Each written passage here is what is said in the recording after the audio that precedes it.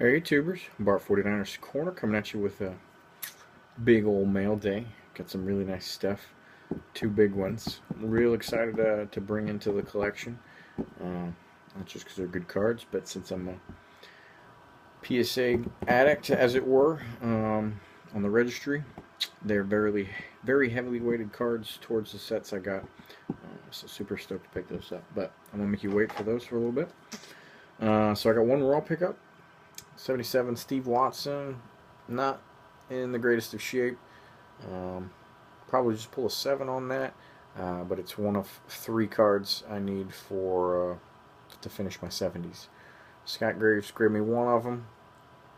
This is the other, and then I gotta find another 75 checklist that's gradable, since the one I submitted wasn't big enough, didn't meet the size requirements. Got this for really cheap compared to what people list them for. Love Contenders autos, so if I can find them in good condition, I will snatch them up, and I got that for 20 bucks. And a 10 Marcus Lattimore. Another min bid here. Got the Kaepernick score rookie. This is the variation one. Got some 62s. They had a bunch listed. And then one of the other cards that, well, one of the big cards basically took the money away from me buying most of them, but I already bid on a couple of them and got them for the min starting bid, which weren't too bad. So I got 3 62s, Clyde Connor. These are only 7s. The 8s for some reason go for pretty high, so I'm happy with some 7s. If I upgrade them later, that's great. Obviously, if I ever find this in the 8, I'll pick it up, but haven't seen it before, so there's a 7. Completed his basic set and took number 1 over in that one by a good bit. I was just needing the points off of that card to take the spot. And Bill Kilmer rookie and a 7 as well. So a couple added there.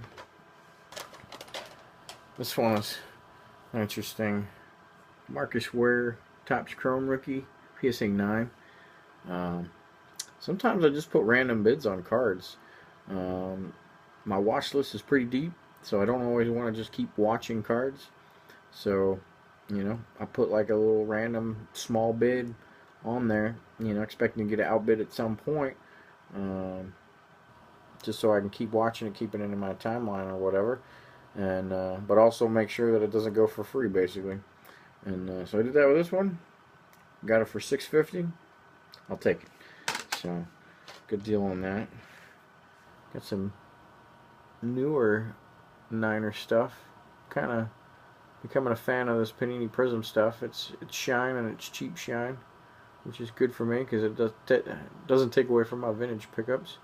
There's the Quentin Patton rookie there. There's the Platinum Crabtree pink ribbon die cut. Got the Lattimore base in a 10 from Platinum. This was a neat one. We'll pop a 7 higher in this one. It's the Mint 9 from 83. Let's see if I can get some glare off of there. There we go. 83 711. Pretty cool there. Picked up a Steve Bono 92 Topps in a 10. Pop a 2 on that bad boy. Got some 4 sharp corners for a win. There's the 75 OJ in a 9. Just always been staring at this card, so I finally just picked it up. Mark Rippon rookie 89 score. This goes to the Super Bowl MVP set. And this was my era when I started watching football, and I'm from the DC area. Didn't become a Redskins fan, but still kind of near and dear to growing up in that area. Picked up some Ray Rays. Got me an 06 and a 10. And an 08. So I've got most of his base. Just waiting for that set to pop up. I think he's got 14 cards total, and I got 11 of them. 10 10s and 1 9. Oh, and then I got one more too. I got the 09 as well. So there's that. Nice little upgrade here. Wasn't expecting to find this one, but 4sharp listed it. Had a good sale that week, and picked it up. Joe Perrigan at 8. Just got one of those recently from Scott Graves too, but it's still up on the wall up here. Always love the stuff from the YouTubers. So my big 2 cards. First one, this is every card in the 1974 set for the 49ers is a GPA of 1, or like a weight of 1, except this one it's a 4.5. So no brainer, you know, when a standard 10 sometimes goes 150, 200 bucks.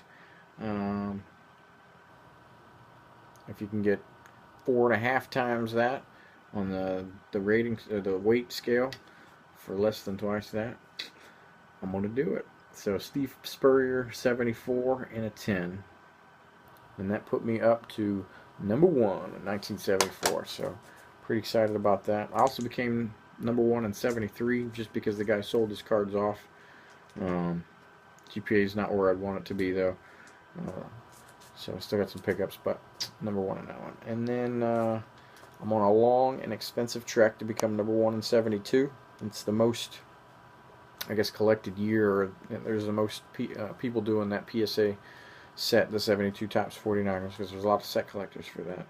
And my GPA is much higher than the number 1 guy, but I don't have one of the most heavily weighted cards at all, and it's crazy expensive. It's a pop of 8 and a 9, so I still got to pick that one up.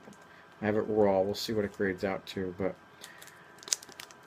this one has a massive weight of 8.0, and some of the 1.0s and 10s cost 300 bucks, so I got a steal of a deal as far as I'm concerned for an 8.0. But Steve Spurrier Pro Action, this is rookie year, 72 Topps in a 10, GM Mint. So Steve Spurrier's for the win. One step closer to being number 1 in 72, and it'll be my most heavily invested set for a year once I finally top that one. That's what I got for you. Thanks for watching, and vintage for the win. Later.